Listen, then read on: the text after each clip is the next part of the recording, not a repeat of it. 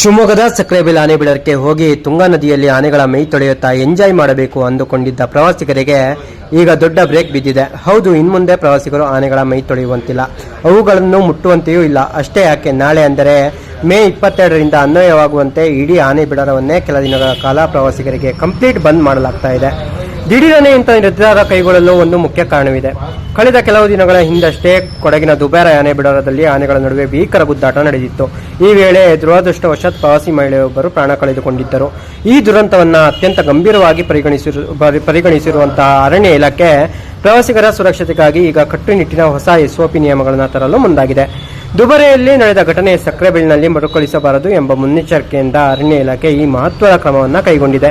ಹೊಸ ಸುರಕ್ಷತಾ ನಿಯಮಗಳು ಸಂಪೂರ್ಣವಾಗಿ ಜಾರಿಗೆ ಬರುವವರೆಗೂ ಸಕ್ರೆಬೆಲ್ ಆನೆ ಬಿಡರ ಪ್ರವಾಸಿಗರಿಗೆ ಮುಚ್ಚಿರಲಿದೆ. ವಾಸ್ತವವಾಗಿ ಈ ಬಿಡರ ಇಂದಿನಿಂದಲೇ ಬಂದಾಗಬೇಕಿತ್ತು. ಆದರೆ ಇಂದು ಪ್ರವಾಸಿಗರ ಸಂಖ್ಯೆ ಹೆಚ್ಚಾಗಿದ್ದರಿಂದ ಇಲಾಖೆ ವೀಕ್ಷಣೆಗೆ ಅವಕಾಶ ಮಾಡಿಕೊಟ್ಟಿತ್ತು.